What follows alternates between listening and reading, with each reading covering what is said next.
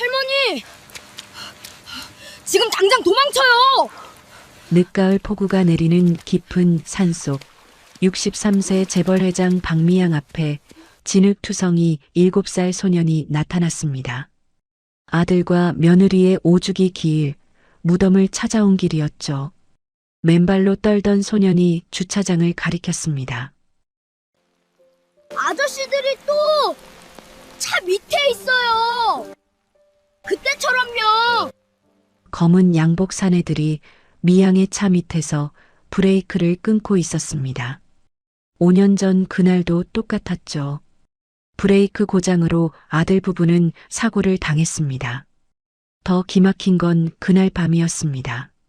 소년의 목덜미에서 죽은 아들과 똑같은 연어반이 나타났으니까요. 도대체 이 아이는 누구일까요? 그리고 미양 앞에 펼쳐질 충격적인 진실은 무엇일까요? 사연 시작 전 구독과 좋아요로 함께 해주세요. 늦가을 산은 차갑게 젖어 있었습니다. 하늘에서 쏟아지는 빗줄기가 앙상한 나뭇가지를 두들기는 소리는 마치 자식을 먼저 보낸 어미의 가슴을 후벼 파듯 서럽게 울렸습니다.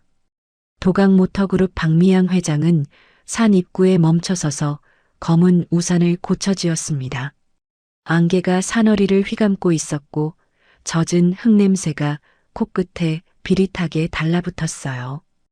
회장님, 비가 너무 거셉니다. 산길도 미끄러운데 제가 부축해드리겠습니다. 수행원이 우산을 받쳐들며 다급히 다가왔지만 미양은 단호하게 손을 저었습니다. 됐다. 내 새끼 보러 가는 길이다. 남의 손 빌리고 싶지 않구나. 회장님, 신고 계신 신발이. 수행원의 시선이 미양의 발끝으로 향했습니다. 진흙이 튀어 엉망이 된 명품 밍크코트 아래로 산을 오르기엔 터무니없이 위태로운 검은 정장 구두가 보였습니다. 어머니 사랑합니다.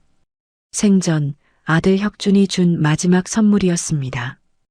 오늘은 아들과 며느리의 오주기 날입니다. 1년에 단 하루 그들 부부와 손주를 만나는 날이었죠. 발가락이 짓눌리고 발목이 꺾일 듯 아파왔지만 미양에게는 그 고통조차 그들을 지키지 못했다는 죄책감을 덜어내는 속죄의식과도 같았어요. 주차장에서 대기해. 1시간이면 충분하다. 수행원들이 고개를 숙이는 것을 뒤로하고 미양은 빗속으로 걸음을 옮겼습니다. 산길은 가파르고 미끄러웠어요. 젖은 낙엽이 신발 밑에서 미끄덩거릴 때마다 지팡이의 의지에 중심을 잡았습니다. 무릎 안쪽이 욱신거렸지만 이를 악물었죠. 산신각을 지나 조금만 더 오르면 혁준이가 잠든 절이 나올 터였습니다. 바로 그때였어요. 산신각 옆 덤불숲에서 부스럭거리는 소리가 들렸습니다. 미양의 발이 딱 멈췄어요. 빗소리 사이로 분명히 무언가 움직이는 기척이 느껴졌거든요. 산짐승일까 아니면 사람일까. 지팡이를 쥔 손가락 마디가 하얗게 질렸습니다. 심장 박동이 귀청을 두드렸어요. 순간 덤불이 거칠게 흔들리더니 흙투성이의 작은 물체가 튀어나와 미양의 다리를 덮쳤습니다. 미양이 놀라 비명을 지르려는 찰나 진흙 범벅이 된 고사리 같은 손이 미양의 바짓단을 생명줄처럼 움켜쥐었어요. 고개를 내려다보니 7살쯤 되어 보이는 사내아이가 진흙 범벅이 된 얼굴로 그녀를 올려다보고 있었습니다. 아이의 입술은 파랗게 질려 파르르 떨리고 있었고 온몸이 나뭇잎과 진창으로 뒤덮여 있었죠. 하지만 그 눈빛만큼은 공포에 질려 있으면서도 기이할 정도로 또렷했습니다. 할머니, 아이가 다급하게 속삭였어요. 새파랗게 질린 얼굴로 입에 손가락을 가져다 대며 쉬잇하는 신용을 했습니다. 지금 당장 도망쳐요. 미양은 기가 막혀 아이를 내려다보았습니다. 도대체 이 깊은 산 중에 웬 아이가, 그것도 이 폭우 속에서 맨발로 있단 말입니까? 미양이 입을 열려는 순간 아이가 그녀의 손목을 낚아채듯 잡았어요. 얼음장같이 차가운 손에 7살 아이의 악력이라고는 믿기 힘들 만큼 필사적인 힘이었습니다. 아저씨들이 또 차 밑에 있어요. 그때처럼요. 빨리요. 들키면 죽어요. 아이는 미양을 끌다시피 하며 바위 뒤쪽으로 데려갔습니다. 좁은 틈새로 몸을 밀어넣자 주차장이 한눈에 내려다 보이는 은밀한 자리가 나왔어요. 미양은 반신반의하며 아래를 내려다보았습니다. 처음에는 아무것도 보이지 않았어요. 빗줄기가 시야를 가렸고 수행원들의 모습도 보이지 않았습니다. 담배를 피우러 갔나 하고 생각하는 순간이었죠. 검은 양복을 입은 낯선 사내 둘이 미양의 차 밑에서 기어 나왔습니다. 미양의 눈이 휘둥그레졌어요. 사내들의 손에는 굵은 쇠사슬도 끊어낼 절단기가 들려 있었습니다. 그리고 그들이 기어 나온 자리, 빗물에 씻겨 내려가는 검붉은 액체가 보였죠. 브레이크 오일이었어요. 빗물과 섞이지 못한 기름띠가 마치 핏물처럼 시뻘겋게 번들거리며 바닥으로 퍼져나가고 있었습니다. 작업 끝. 브레이크 라인 확실히 끊었어. 내려오면 바로 처리해. 희미하지만 또렷하게 돌려오는 무전소리. 그 순간 미양의 머릿속에서 5년 전의 기억이 벼락처럼 내리꽂혔습니다. 단순 빗길 사고였습니다. 브레이크가 파열되어 손 쓸 새도 없이 경찰의 그 건조한 목소리가 거짓이었음을 깨닫는 데는 1초도 걸리지 않았습니다. 아들의 죽음은 사고가 아니었어요. 계획된 살인이었습니다. 하지만 결론은 사고사로 결정났죠. 그리고 놈들은 오늘 아들과 며느리의 기일에 어미인 자신까지 똑같은 방법으로 보내버리려 하고 있었습니다. 심장이 찢어질 듯한 분노와 공포가 동시에 밀려와 미양의 다리가 휘청거렸습니다. 63년 인생이 송두리째 부정당하는 기분이었습니다. 주저앉으려는 미양의 손을 아이가 다시 한번 꽉 잡았습니다. 제가 길 알아요. 이쪽이에요. 그때 번개가 콰르릉하며 어두운 숲을 대낮처럼 비쳤습니다. 번개 불빛 아래 드러난 아이의 얼굴. 미양은 숨이 턱 막히는 것 같았습니다. 까맣고 깊은 눈동자, 겁에 질려 있으면서도 결기 어린 눈매. 그것은 미양이 매일 밤 꿈속에서 그리워하던 아들 혁준의 어린 시절 얼굴과 소름 끼치도록 겹쳐 보였습니다. 타겟이 안 내려오는데? 올라가 봐. 산 아래쪽에서 사내들의 고함이 들렸습니다. 군홧발이 진흙을 밟으며 철퍽거리는 소리가 점점 가까워졌어요. 미양은 정신을 차렸습니다. 지금은 생각할 때가 아니었어요. 살아야 했습니다. 살아서 아들을 죽인 자가 누구인지 반드시 밝혀내야 했거든요. 63년 인생에서 한 번도 느껴보지 못한 본능이 온몸을 지배했습니다. 미양은 아이의 손을 잡은 채 길도 없는 덤불 속으로 뛰기 시작했어요. 비가 더욱 거세졌습니다. 앞이 잘 보이지 않았죠.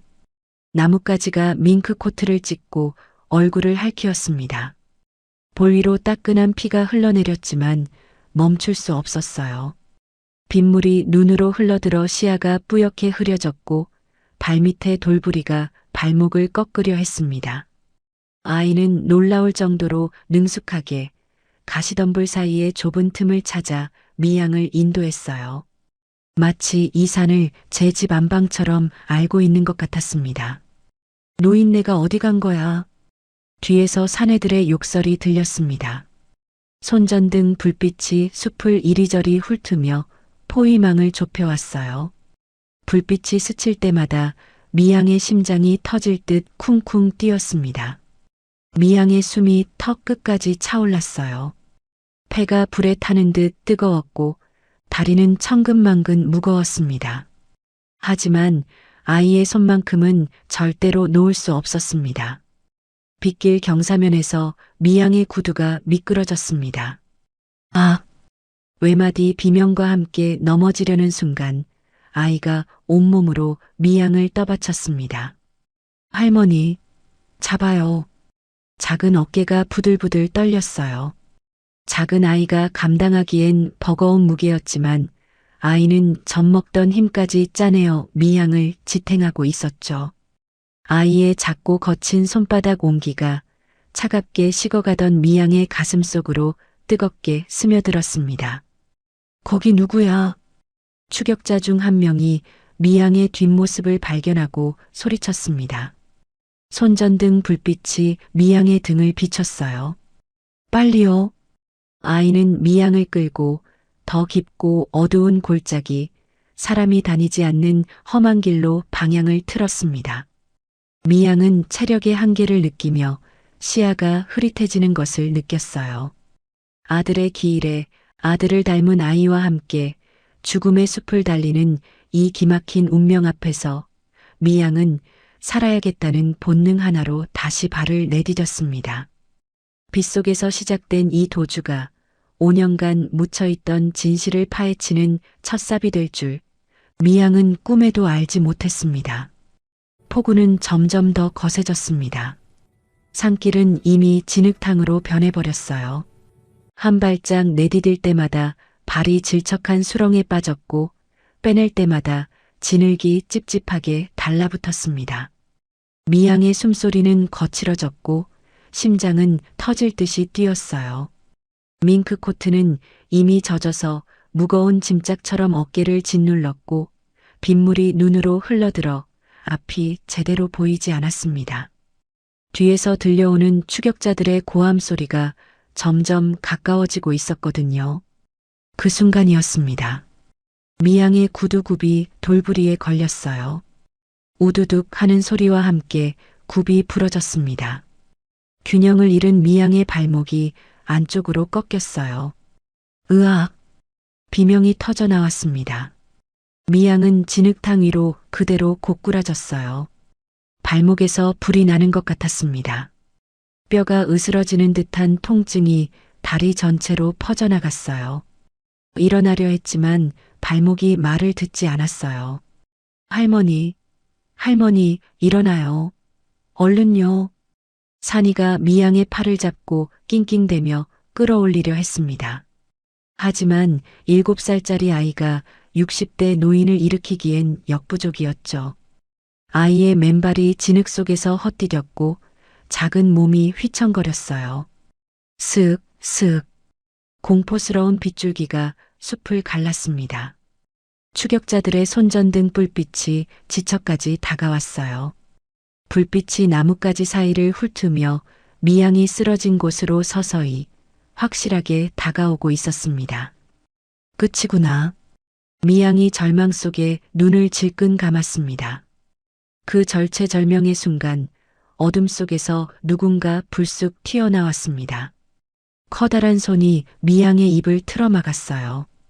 그녀는 납치범인 줄 알고 있는 힘껏 발버둥 쳤습니다. 하지만 사내는 미양의 몸을 번쩍 들어올려 덩굴로 가려진 바위 틈새로 끌어당겼어요. 쉿, 살고 싶으면 조용히 하세요. 도와주러 왔어요. 귓가에 꽂히는 낮고 다급한 목소리. 살기 어린 추격자들과는 느낌이 달랐습니다. 세 사람은 덩굴 뒤 바위 틈에 숨죽여 웅크렸습니다. 바로 코앞, 정말 손 뻗으면 닿을 거리에서 추격자들의 군합발 소리가 멈췄죠. 젠장, 어디로 튄 거야? 욕설을 내뱉으며 추격자들이 멀어져 갔습니다. 미양은 그제야 가슴을 쓸어내렸어요. 남자는 미양과 아이를 이끌고 바위 틈을 지나 어둠 속으로 걸어갔습니다. 좁은 통로를 지나자 작은 오두막이 나타났어요. 산지기 복장을 한 30대 후반의 남자였습니다. 얼굴은 수염으로 덥수룩했지만 눈빛만큼은 맑고 선했어요. 오두막 문을 열자 따뜻한 공기가 밀려왔습니다. 허름하지만 아늑한 공간이었어요. 한쪽 구석에는 작은 난로가 있었고 벽에는 말린 약초 다발이 주렁주렁 걸려 있었습니다. 낡은 나무 냄새와 약초 향이 뒤섞여 코끝을 간지렸어요. 어딘가 정겨운 냄새였습니다. 사나, 괜찮니? 남자가 아이를 품에 안으며 여기저기 다친 곳을 살폈어요. 거친 손이지만 아이를 다루는 모습은 한없이 부드러웠습니다. 아이는 남자의 품에 안겨 고개를 끄덕였어요. 미양은 경계심을 풀지 않았습니다. 지팡이를 들어 남자를 향해 겨누며 물었어요. 당신 누구요? 왜 우릴 도운 거요? 남자는 천천히 손을 들어 보이며 대답했습니다. 이성우라고 합니다. 이 산에서 약초를 캐며 먹고 사는 사람이에요. 성우는 미양의 날카로운 눈빛에도 아랑곳하지 않고 담담하게 말을 이었어요. 5년 전이었어요. 숲 입구에서 이 아이가 울고 있었습니다. 주변엔 아무도 없었어요. 버려진 거라 생각했습니다. 성우의 목소리가 잠시 떨렸어요. 그는 아이의 머리를 쓰다듬으며 말을 이었습니다. 하늘이 내게 준 아이라 여겼어요. 산이 이산이라 이름 지어 키웠습니다. 산에서 만났으니 산이라고요. 미양의 심장이 덜컥 내려앉았어요. 5년 전 그 애는 아들 혁준이 죽은 해였습니다. 아들 내외가 차 사고로 세상을 떠나던 그날 함께 타고 있던 손자 우비는 시신조차 찾지 못했거든요. 불에 타버렸다고 했어요. 뼈조각 하나 남지 않았다고 했습니다. 미양은 손자의 빈관 앞에서 피눈물을 흘렸었죠. 성우는 미양의 부러진 구두를 보더니 낡은 털신을 내밀었습니다. 이걸 신으세요. 젖은 옷도 말려야 합니다. 성우가 난로에 불을 지폈어요. 따뜻한 온기가 오두막 안에 퍼졌습니다. 미양은 추위에 바들바들 떠는 아이를 바라보았어요. 입술이 파랗게 질린 아이가 안쓰러워 젖은 상의를 벗겨주려 했습니다. 아이가 순순히 옷을 벗었어요. 그 순간 미양의 시선이 한 곳에 꽂혔습니다. 아이의 목덜미 뒤쪽이었어요. 붉은색 반점이 선명하게 드러났습니다. 연어 모양을 닮은 연어반. 아들 혁준이 어릴 때부터 가지고 있던 것과 똑같은 위치, 똑같은 모양이었어요. 크기도 색깔도 심지어 약간 휘어진 꼬리 부분까지 완벽하게 일치했습니다. 미양은 벼락을 맞은 것 같았어요. 온몸이 굳어버렸습니다. 떨리는 손으로 아이의 목덜미를 어루만졌습니다. 손끝으로 전해지는 따뜻한 피부. 분명히 실제 안은 살아있는 온기였어요. 꿈이 아니었습니다. 혁준아. 아들의 이름이 입 밖으로 새어나왔어요. 미양의 눈에서 뜨거운 눈물이 쏟아졌습니다. 5년 동안 가슴에 묻어두었던 슬픔이, 그리움이, 한이 한꺼번에 터져 나오는 것 같았어요. 할머니, 간지러워요. 아이가 해맑게 웃었습니다. 그 웃음이 어린 시절 혁준이의 웃음과 너무나 닮아 있었어요. 미양은 아이를 끌어안고 소리 없이 울었습니다. 그녀는 눈물을 훔치며 성우에게 물었습니다. 목소리가 떨렸지만 재벌 회장으로서의 날카로움은 여전했죠. 아이를 발견했을 때 옷이나 소지품 같은 건 없었소? 담요 말고는 아무것도요? 성우의 눈빛이 흔들렸어요. 시선을 피하며 입술을 달싹거렸습니다. 난로 불빛에 비친 그의 얼굴에 그림자가 짙게 드리웠어요. 아무것도 없었습니다. 그냥 아이만 있었어요. 분명한 거짓말이었습니다. 미양은 수십 년간 사업을 하며 숱한 사람들을 만나왔어요. 협상 테이블에서, 이사회에서, 수많은 거래처에서 거짓말하는 사람의 눈빛이었던지 누구보다 잘 알았거든요. 성우는 무언가를 숨기고 있었습니다. 하지만 지금은 추궁할 때가 아니었죠. 밖에서는 여전히 추격자들의 무전소리와 수색하는 발소리가 들려왔습니다. 이 산을 빠져나가려면 이 남자의 도움이 절실했어요. 밤이 깊어갔습니다. 빗소리는 조금 잦아들었지만 바람소리는 여전히 으스스하게 오두막 벽을 흔들었습니다. 산이는 어느새 미양의 품에 안겨 잠들어 있었어요. 작은 입에서 고른 숨소리가 새어나왔습니다. 미양은 아이에게 체온을 나눠주며 작은 얼굴을 하염없이 바라보았어요.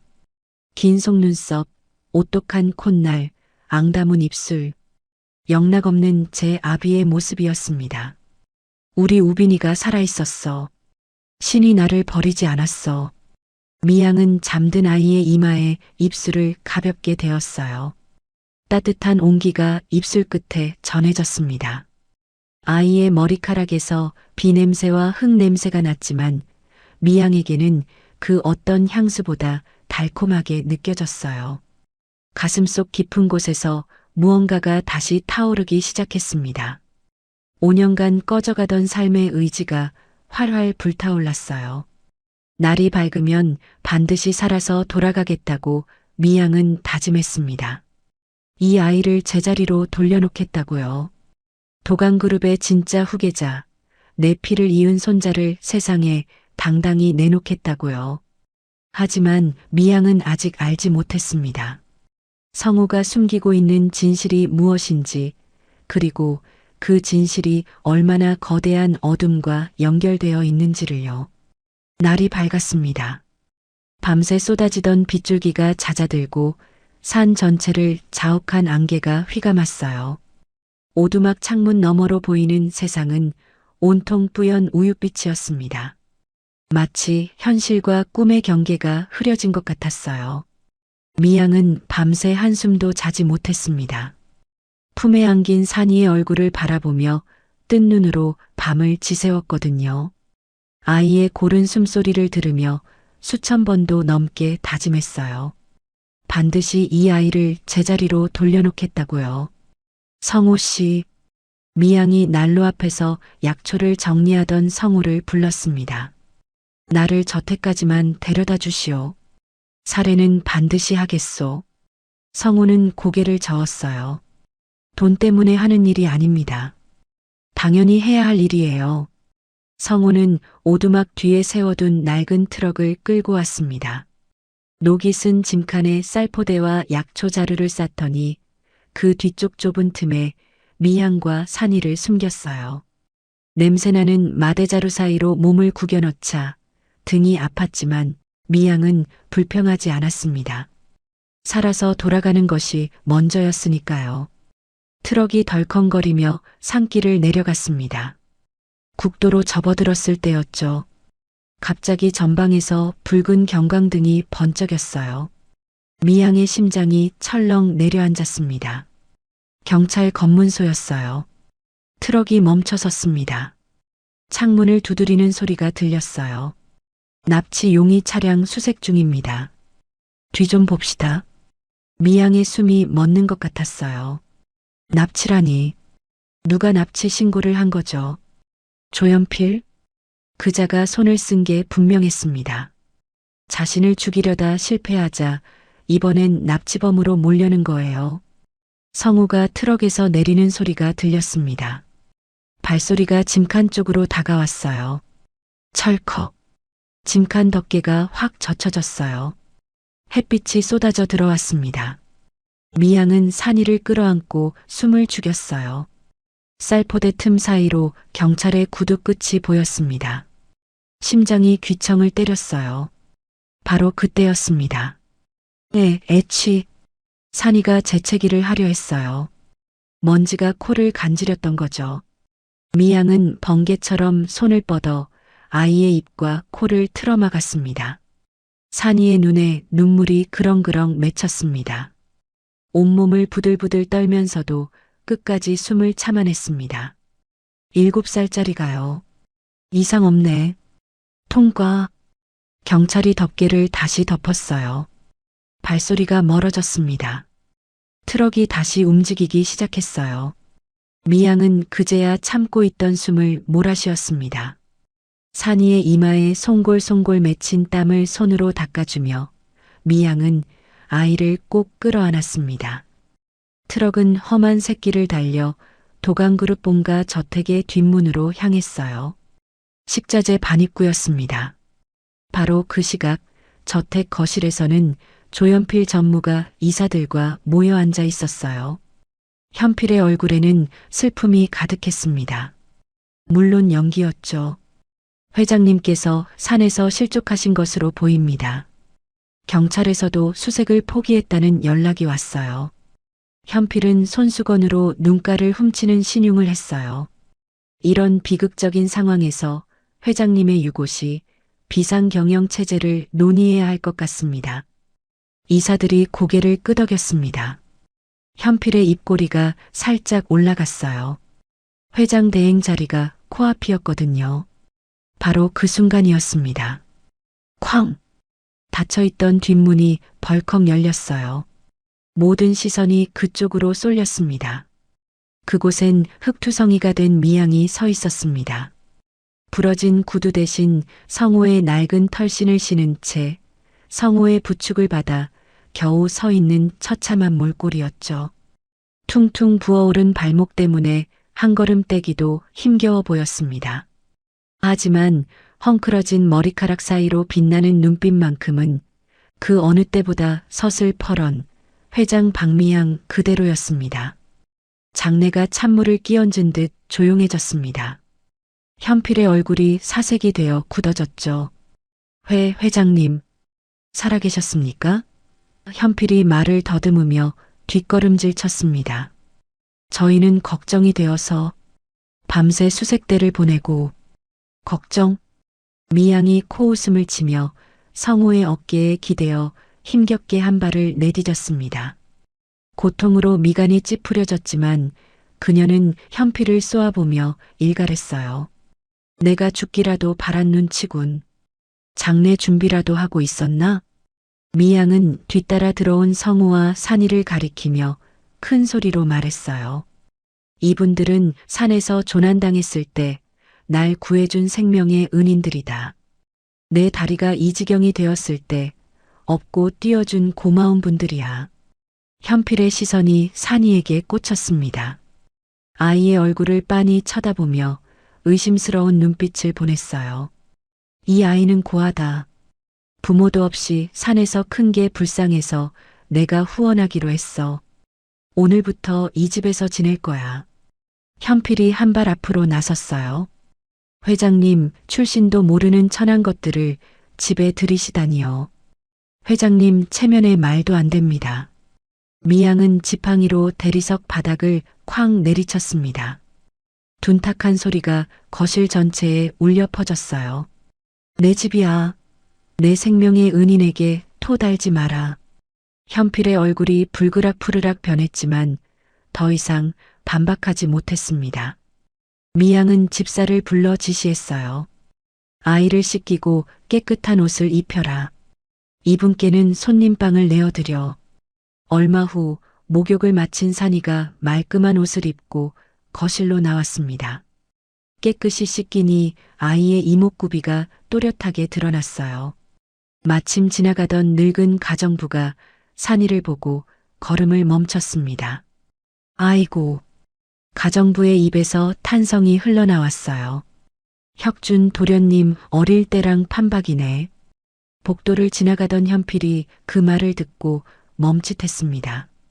고개를 돌려 산이의 얼굴을 다시 유심히 살폈어요. 까만 눈동자, 치켜 올라간 눈꼬리, 오똑한 콧날. 설마. 현필의 등줄기에 식은땀이 흘렀습니다. 5년 전 분명 불에 타 죽었다고 보고받았습니다. 하지만 불안감이 가슴을 짓눌렀어요. 현필은 하수인을 불러 낮게 속삭였습니다. 저 아이 머리카락이나 칫솔을 확보해. 아주 은밀하게. 미양은 자신의 방에서 CCTV 화면을 바라보고 있었습니다. 현필이 하수인과 무언가를 속닥거리는 모습이 보였어요. 미양의 눈이 가늘어졌습니다. 전쟁이 시작되었어요. 다음 날 현필이 미양을 찾아왔습니다. 그의 뒤에는 단정하지만 차가운 인상의 젊은 여성이 서 있었어요. 회장님, 아이가 산에서만 자라 예절을 모를 테니 전문 교사를 모셔왔습니다. 제 지인인데 입이 아주 무겁고 유능한 사람입니다. 말은 교육이었지만 미양은 단박에 알아챘습니다. 최 선생이라 소개한 저 여자는 틀림없이 현필이 심어두기 위한 감시자일 테지요. 24시간 자신과 아이의 일거수일투족을 감시하겠다는 선전포고나 다름없었죠. 미양은 태어난 척 고개를 끄덕였습니다. 지금 거절하면 오히려 의심을 살 테니까요. 그날 저녁 최 선생과 산이가 방에 단둘이 남겨졌습니다. 방문이 닫히자마자 최 선생의 얼굴에서 온화한 미소가 싹 지워졌어요. 그녀는 아이의 눈높이에 맞춰 무릎을 굽히고 앉았습니다. 그리고 뱀처럼 차가운 목소리로 속삭였죠. 예, 꼬마야. 네가 진짜 손자라도 된 것 같니? 최 선생이 아이의 옷매무새를 다듬어주며 웃었지만 눈만은 웃고 있지 않았습니다. 넌 그냥 회장님이 심심해서 주워온 거야. 강아지처럼. 회장님이 실증나면 다시 산에 버릴걸. 그러니까 쫓겨나기 싫으면 쥐 죽은 듯이 있어. 알았니? 산이는 울음을 삼켰습니다. 다시 버려질 수 있다는 그 말이 더 날카롭게 가슴을 찔렀어요. 아니야. 할머니는 날 안 버려. 산이는 속으로 외치며 멍든 마음을 숨겼습니다. 할머니가 걱정할까봐, 성우 아저씨에게 폐가 될까봐. 7살 아이가 감당하기엔 너무나 무거운 비밀이 시작되고 있었습니다. 이 작은 비밀이 곧 거대한 폭풍의 시작이 될 줄은 아직 아무도 몰랐습니다. 밤이 깊었습니다. 저택의 불빛이 하나둘 꺼지고 복도에는 정적만이 흘렀어요. 미양은 서재에 홀로 앉아 창밖을 바라보고 있었습니다. 달빛이 창문을 통해 쏟아져 들어왔지만 그녀의 마음은 어둠 속에 잠겨 있었어요. 책상 위에는 아들 혁준의 어린 시절 사진이 놓여 있었습니다. 미양은 그 사진을 손끝으로 어루만지며 한숨을 내쉬었어요. 똑똑. 조심스러운 노크 소리가 들렸습니다. 미양이 고개를 돌리자 문틈으로 익숙한 얼굴이 나타났어요. 김 박사였습니다. 죽은 아들 혁준의 대학 선배이자 미양이 유학비와 개원 자금까지 대준 가족 같은 사람이었죠. 회장님 부르셨습니까? 김 박사가 조심스럽게 안으로 들어왔어요. 미양은 서랍에서 작은 봉투 2개를 꺼냈습니다. 하나에는 산이의 칫솔이, 다른 하나에는 자신의 머리카락이 담겨 있었습니다. 자네만 믿네. 미양이 봉투를 건네며 낮게 말했어요. 아무도 모르게 극비리의 친자 검사를 해주게.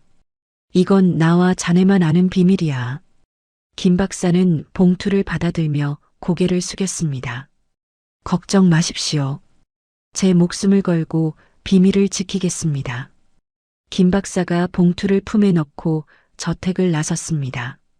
그는 주차된 자신의 승용차에 올라타 시동을 걸었죠. 그 순간이었습니다. 어딜 그렇게 급히 가시나, 김 박사? 뒷좌석에서 들려오는 서늘한 목소리. 김 박사가 기겁하며 백미러를 본 순간 어둠 속에 숨어있던 조연필 전무의 웃는 얼굴이 비쳤습니다. 전 전무님, 여기 어떻게... 우리끼리 조용히 얘기 좀 하자고. 현필이 김 박사의 어깨를 툭툭 치며 서류 봉투 하나를 앞좌석으로 툭 던졌습니다. 열어봐. 김 박사가 떨리는 손으로 서류를 꺼냈습니다. 그의 얼굴이 백지장처럼 하얗게 질렸죠.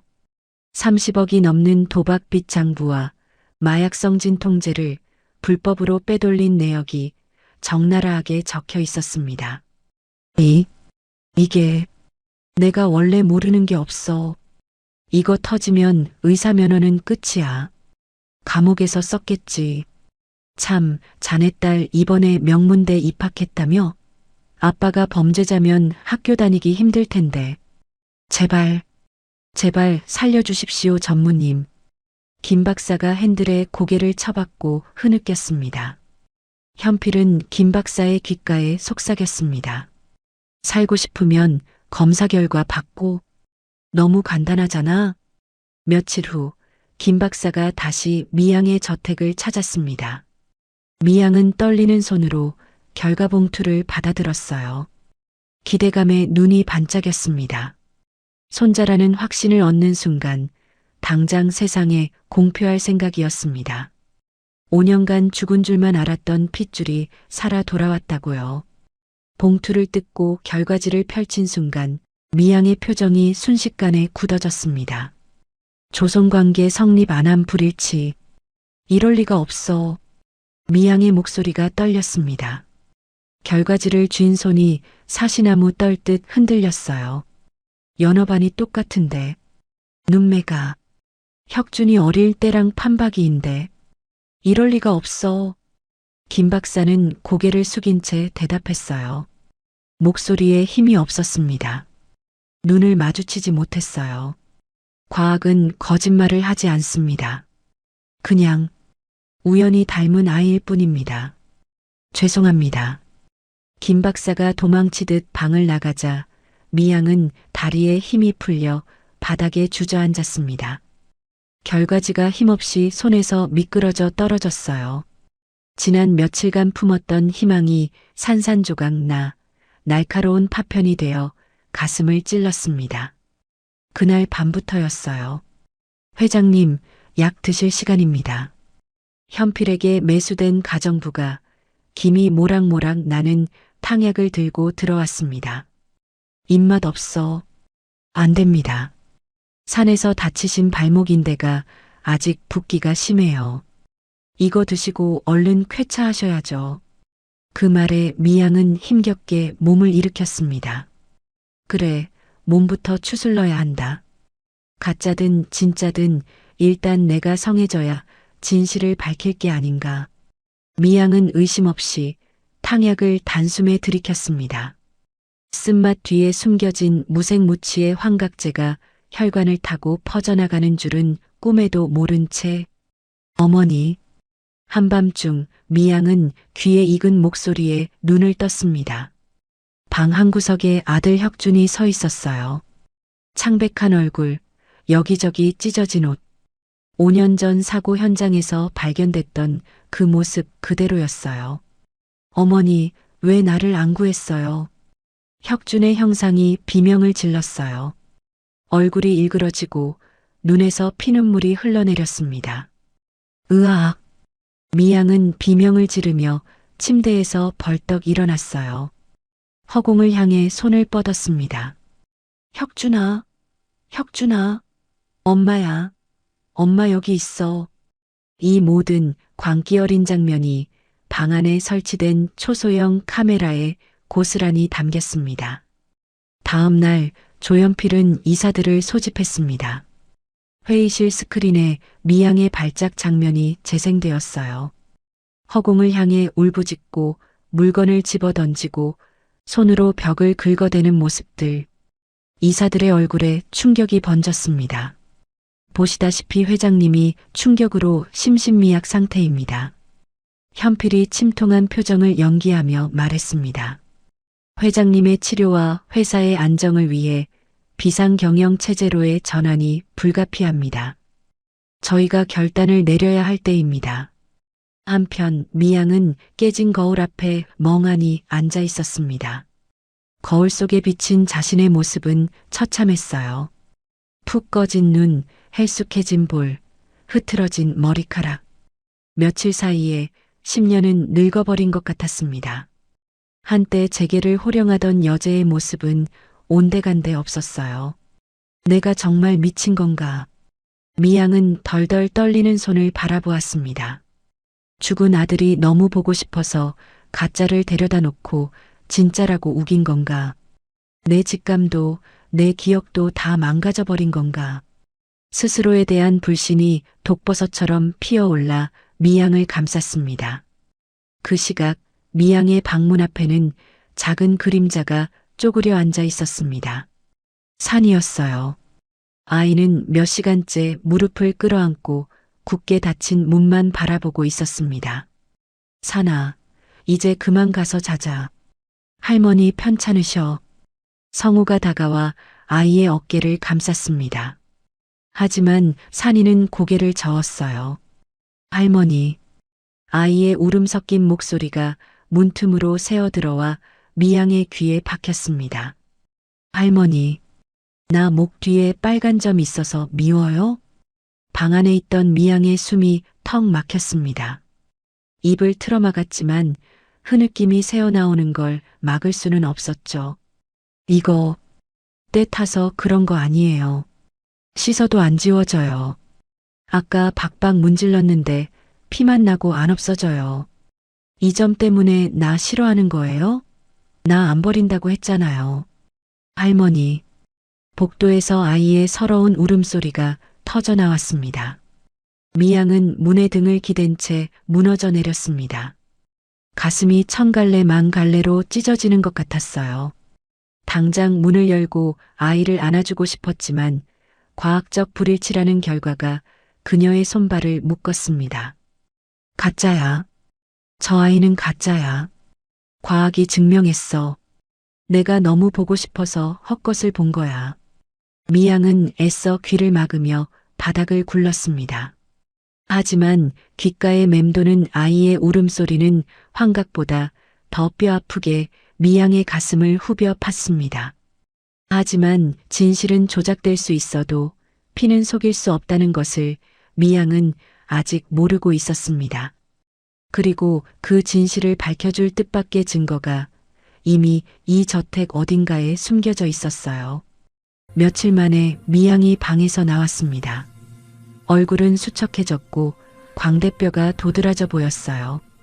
한때 날카롭던 눈빛은 흐려졌고 걸음걸이에는 힘이 없었습니다. 한 손으로 벽을 짚으며 겨우 걸었어요. 복도를 걷는 미양의 뒷모습은 마치 유령 같았습니다. 거실을 지나는데 타닥타닥 작은 발소리가 들렸습니다. 산이었어요. 아이는 미양을 발견하자 눈이 휘둥그레졌습니다. 며칠간 굳게 닫힌 문 앞에서 하염없이 기다리던 할머니였습니다. 할머니, 아이의 얼굴에 환한 미소가 피어났습니다. 아이는 두 팔을 벌리며 반가움에 달려왔어요. 볼에는 며칠간 흘린 눈물 자국이 꼬질꼬질하게 말라붙어 있었죠. 하지만 미양은 한 발 물러섰어요.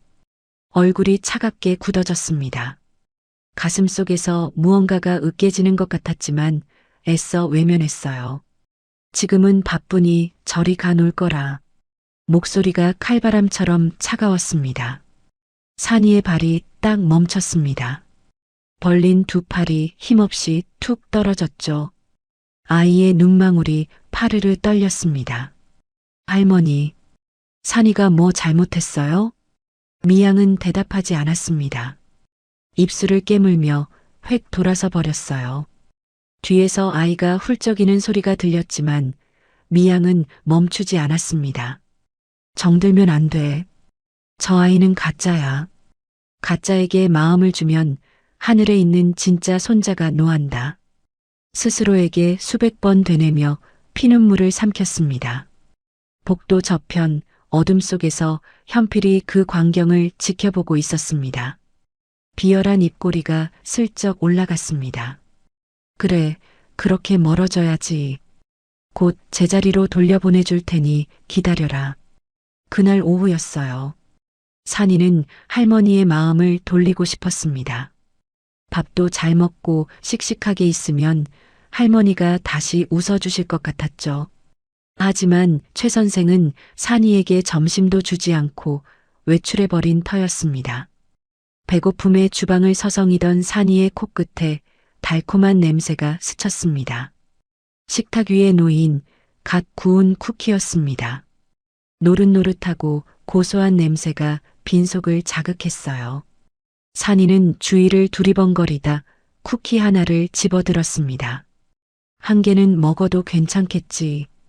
아이는 쿠키를 한 입 베어 물었습니다. 달콤하고 고소한 맛이 입안 가득 퍼졌어요. 그런데 이상했습니다. 삼키자마자 목구멍이 간질거리기 시작했어요. 처음엔 부스러기가 걸린 줄 알았지만 간질거림은 순식간에 타는 듯한 통증으로 변했습니다. 목 안쪽이 풍선처럼 부풀어 오르는 것 같았어요. 숨을 쉬려는데 공기가 들어오지 않았죠. 캑, 캑, 흑. 산이가 목을 움켜쥐며 거실 바닥에 쓰러졌습니다. 하얗던 얼굴이 순식간에 파랗게 질렸고 온몸에 붉은 두드러기가 쉴 틈 없이 올라왔죠. 아이가 숨을 안 쉬어요. 지나가던 가사 도우미의 비명소리가 저택을 뒤흔들었습니다. 방에 있던 미양이 비명을 듣고 뛰쳐나왔습니다. 무슨 일이야?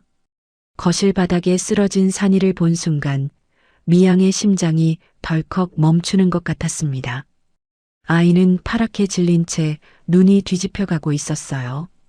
그녀는 바닥에 떨어진 쿠키 조각을 발견하고 소리쳤습니다. 이 쿠키에 뭘 넣었어?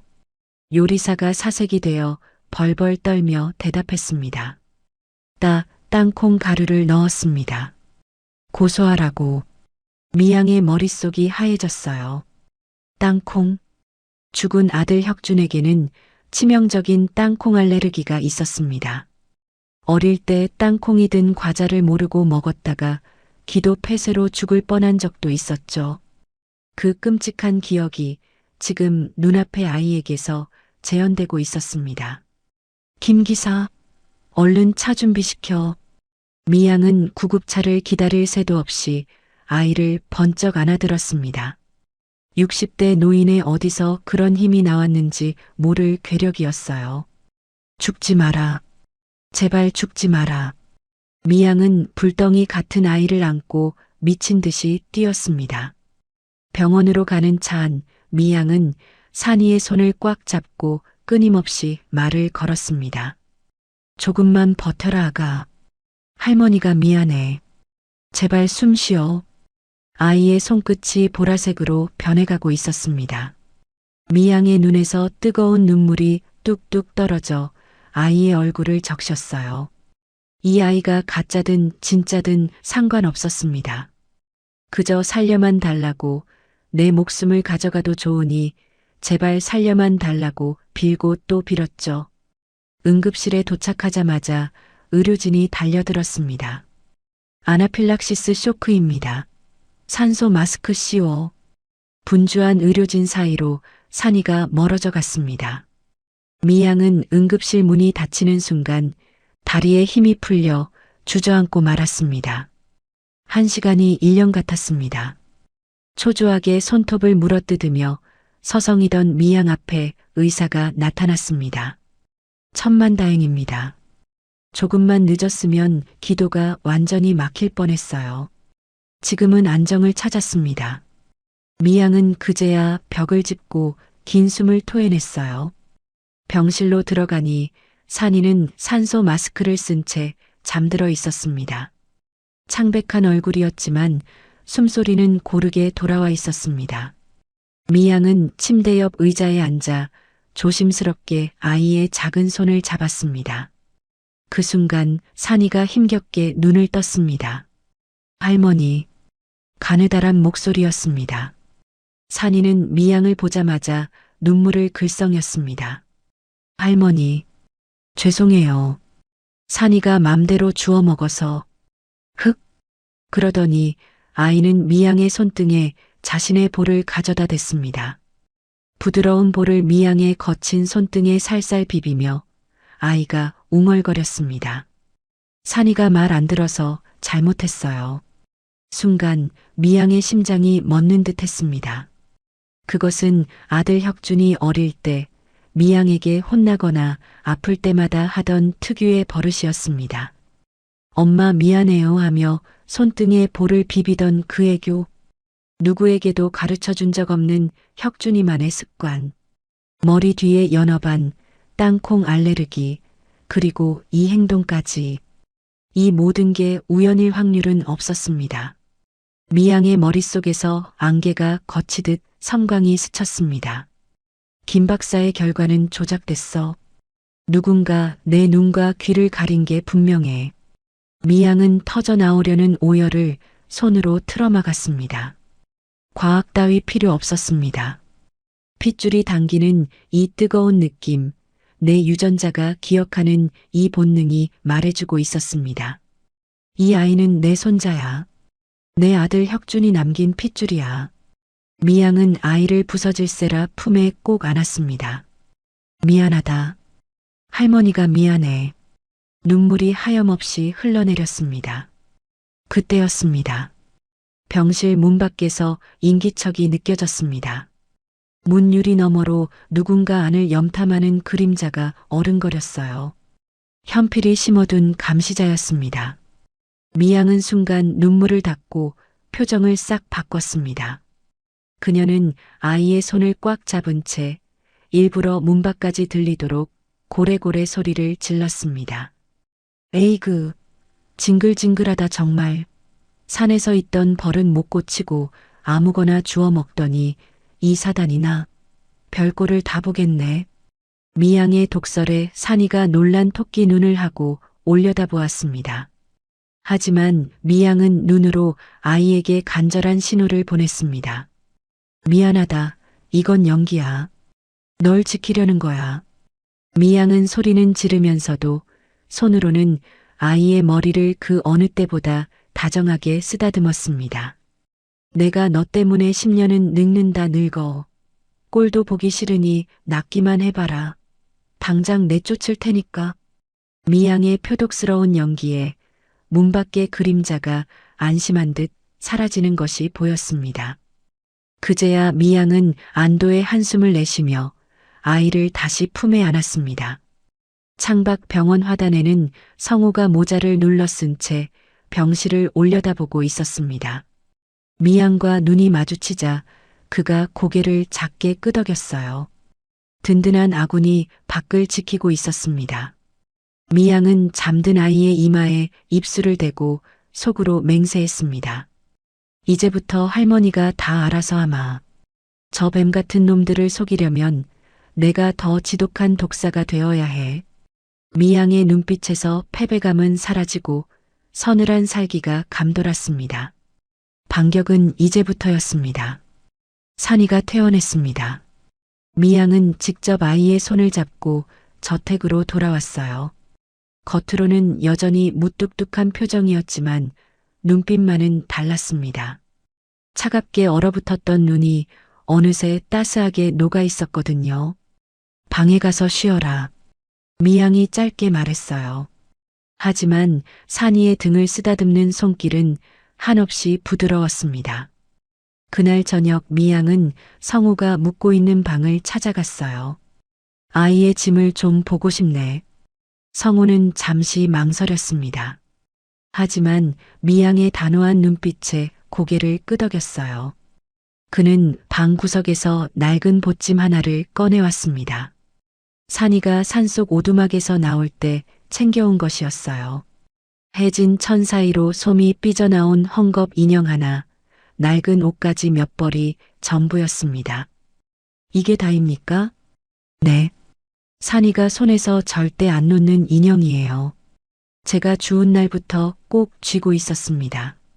며칠이 흘렀습니다. 마당에서 날카로운 목소리가 들렸습니다. 최 선생이었죠. 어머, 냄새. 이렇게 더러운 물건을 안 버리고 왜 방에 둔대? 미양은 창문을 내다보았습니다. 최 선생이 산이의 진보다리를 마당에 내동댕이 치고 있었어요. 손에는 휘발유 통이 들려 있었습니다. 기름이 천위로 쏟아졌어요.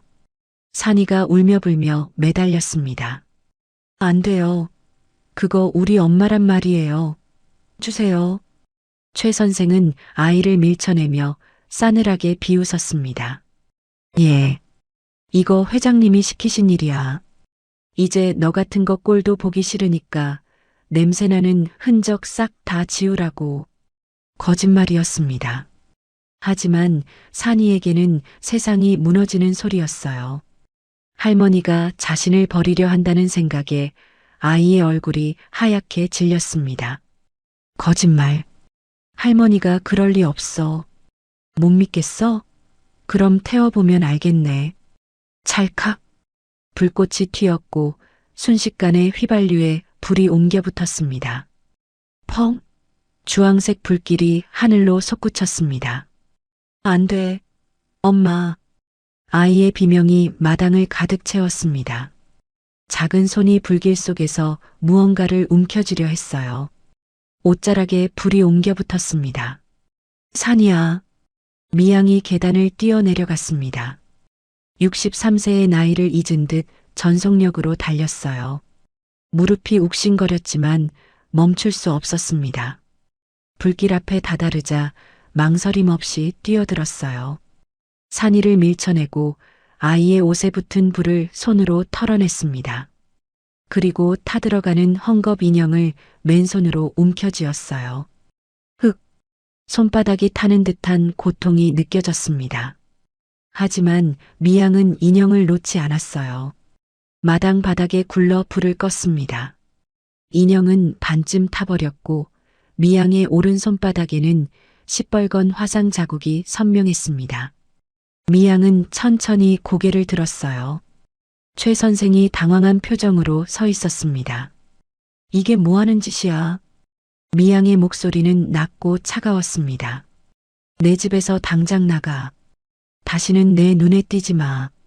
최 선생은 시뻘개진 얼굴로 도망치듯 사라졌습니다. 미양은 떨리는 손으로 반쯤 탄 인형을 들어 올렸습니다. 이게 뭐라고? 우리 산이가 목숨을 걸고. 그때 찢어진 인형 뱃속에서 무언가 반짝이는 것이 눈에 들어왔습니다. 불빛에 반사된 은색 금속이었습니다.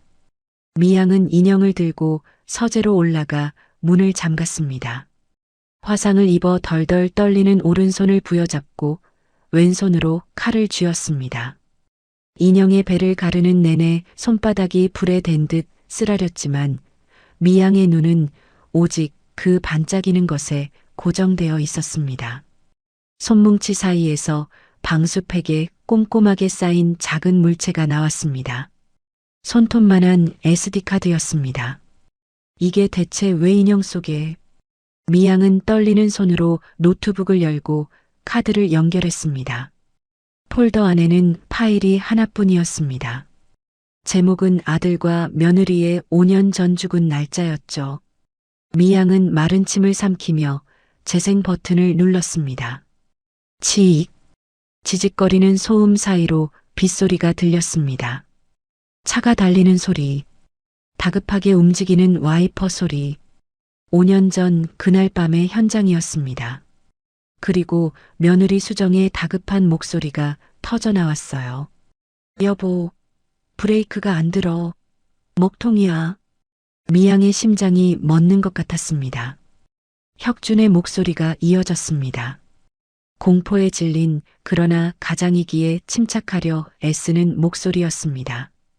뒤에서 검은 차가 계속 받고 있어. 꽉 잡아. 아이 꽉 안아.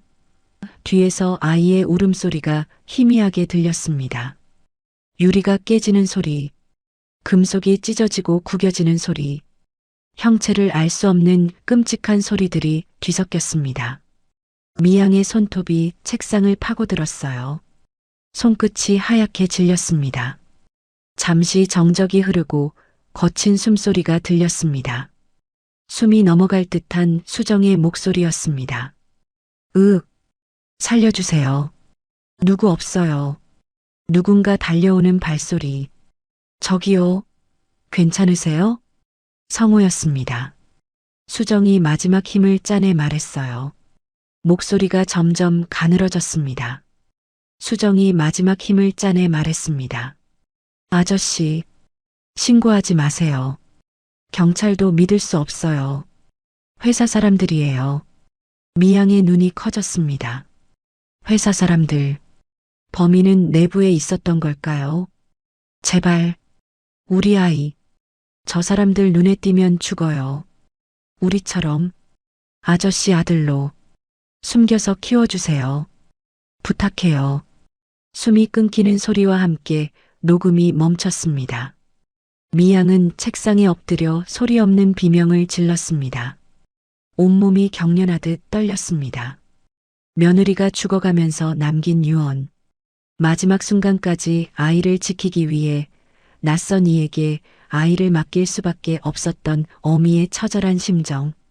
미양은 문을 박차고 나갔습니다. 성호의 방으로 달려가 문을 열자마자 그의 몸을 흔들었습니다. 왜 진작 말하지 않았어? 5년이야. 5년 동안 왜 한마디도 안 했어? 성호는 저항하지 않았습니다. 그대로 무릎을 꿇었어요. 죄송합니다. 성호의 목소리가 떨렸어요. 5년간 가슴에 묻어두었던 이야기가 쏟아져 나왔습니다. 7년 전 저도 뺑소니로 만삭인 아내를 잃었습니다. 범인도 못 잡았고 법은 제 편이 아니었습니다. 억울해서 미칠 것 같았지만 아무것도 할 수 없었습니다. 성우가 고개를 떨구며 오열했습니다. 그날 밤 사고 현장에서 죽어가는 그분이 제 손을 잡았을 때 제 아내가 보였습니다. 경찰도 회사도 다 한패라고 제발 아저씨 아들로 숨겨달라는 그 유언이 제 가슴을 쳤습니다. 성우가 젖은 눈으로 미양을 올려다보았습니다. 이 아이마저 놈들에게 잃으면 저는 정말 살 수 없을 것 같았습니다. 그래서 제 목숨보다 귀하게 숨겨 키웠습니다. 세상에서 가장 비겁한 선택이었지만 아이를 살리기 위해선 어쩔 수 없었습니다. 후회는 없습니다. 미양의 손에서 힘이 빠졌어요.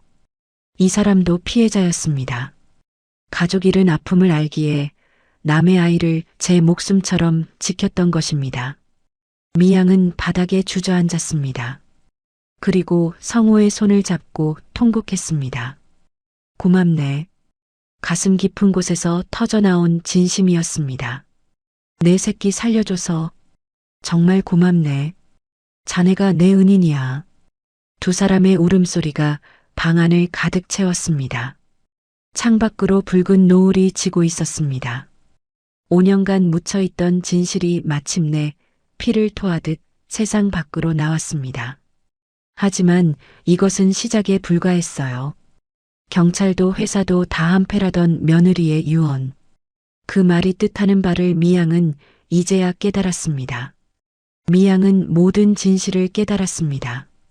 아들을 죽인 자가 누구인지, 손자를 죽이려 한 자가 누구인지. 하지만 섣불리 움직이지 않았어요. 현필에게 아직 그녀가 속고 있다고 믿게 해야 했거든요. 뱀을 잡으려면 꼬리가 아닌 머리를 밟아야 합니다. 미양은 철저히 연기를 시작했습니다. 며칠간 죽 한 술도 입에 대지 않았고 물만 입술에 적실 뿐이었습니다. 얼굴은 점점 헬쑥해졌고 광대뼈가 도드라졌죠. 침대에 누워 시름시름 앓는 척하며 도우미가 들여다볼 때마다 힘없는 신음소리를 흘렸어요. 그것은 연기가 아니라 진짜 죽어가는 것처럼 보였습니다. 소문은 금세 현필의 귀에 들어갔습니다. 회장님께서 식음을 전폐하셨답니다. 상태가 심각해요. 의사도 고개를 저을 정도예요. 현필은 보고를 받고 곧장 주방으로 갔습니다. 약은 다 마셨나? 네, 전무님. 한 방울도 남기지 않고 싹 비우셨습니다. 현필이 빈 약탕기 바닥을 확인했습니다. 찌꺼기 하나 없이 깨끗했어요. 환각제가 든 약을 꼬박꼬박 마셨다는 증거였죠. 그제야 현필의 입가에 비릿한 미소가 번졌습니다. 약에 취해 판단력이 완전히 무너진 모양이군. 이제 진짜 끝이다. 현필은 표정을 싹 바꾸고 침실로 들어갔습니다. 미양은 이불을 가슴까지 끌어올린 채 초점 없는 눈으로 천장을 응시하고 있었습니다. 부르셨습니까, 회장님? 현필이 침대 옆에 섰습니다. 걱정 가득한 목소리였지만 속으로는 쾌재를 부르고 있었습니다. 미양이 힘겹게 입을 열었습니다. 숨을 쉴 때마다 가슴이 가파르게 오르내렸죠. 조전무, 난 이제 지쳤네. 회장님, 무슨 약한 소리십니까? 얼른 기운 차리셔야죠. 아니야. 자네가 회사를 맡아주게. 난 더 이상 버틸 힘이 없어. 현필의 눈이 번뜩였습니다. 30년을 기다려온 순간이었습니다. 미양은 고개를 돌려 창밖을 보며 덧붙였습니다. 그리고 저 아이와 성호도 내 눈에 띄지 않게 산으로 돌려보내주게. 예. 볼 때마다 죽은 아들 생각이 나서 미칠 것 같아. 가짜라는 걸 알면서도 자꾸 마음이 가서 괴로워. 제발 내 눈앞에서 치워주게. 현필은 회심의 미소를 감추며 고개를 숙였습니다. 알겠습니다. 회장님 뜻대로 처리하겠습니다. 현필이 방을 나가자 미양의 눈빛이 순식간에 달라졌습니다. 흐리멍덩하던 동공에 서늘한 살기가 돌았습니다. 죽어가던 노인은 없었습니다. 사냥감을 노리는 맹수만이 침대에 앉아 있었죠. 1시간 뒤 저택 뒷문으로 미양의 최측근 변호사가 은밀히 들어왔습니다. 20년간 도강그룹을 지켜온 아들 혁준의 대학 동창이기도 했어요. 미양은 작은 봉투를 건넸습니다. 산이의 칫솔과 자신의 머리카락이 들어 있었습니다. 자네 내일 미국 출장이지? 네, 회장님. FBI 연계연구소에 직접 의뢰해. 여긴 틀렸어. 이미 놈들에게 매수당했거든. 미양의 목소리는 낮지만 단단했습니다. 결과는 암호화된 메일로만 받고 절대 한국 서버를 통하지 마. 자네 목숨과 내 목숨, 그리고 도강의 미래가 달린 일이야. 변호사는 미양의 결기 어린 눈빛을 보고 사태의 심각성을 직감하며 비장하게 고개를 끄덕였습니다. 같은 시각 현필은 집무실에서 커튼을 치고 은밀한 통화를 하고 있었습니다.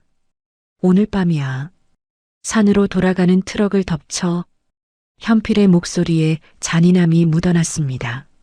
노인네가 마음 바뀌기 전에 확실히 처리해. 5년 전 그때처럼 사고사로 위장하고 불을 질러서 증거를 없애. 알겠나? 전화를 끄는 현필은 와인 잔을 들며 창밖을 내려다보았습니다. 오늘 밤만 지나면 도강그룹은 완전히 자신의 것이 되는 것이었죠. 하지만 현필은 꿈에도 몰랐습니다. 자신이 거미줄에 걸린 팔이라는 것을요. 미양은 성호를 은밀히 불러 낡은 열쇠 하나를 쥐어주었습니다. 오늘 밤 떠나는 척해. 하지만 진짜 산으로 가는 게 아닐세. 성호의 눈이 커졌습니다.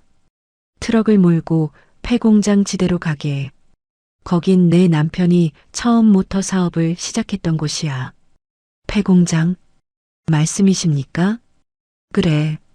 그 공장 지하에 자네만 들어갈 수 있는 비상 벙커가 있어. 남편이 비자금이나 기밀 서류를 보관하던 요새지. 놈들은 절대 그 입구를 못 찾을 거야. 미양은 성호의 손을 꽉 잡았습니다. 내 사설 경호팀이 그곳에 매복해 있을 거야.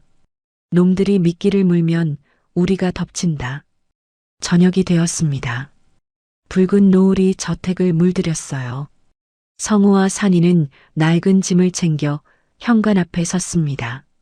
누가 보아도 쫓겨나는 모양새였어요. 집안 사람들이 멀찍이 서서 수군거렸습니다. 쯧쯧, 결국 빈손으로 쫓겨나는 모양이네.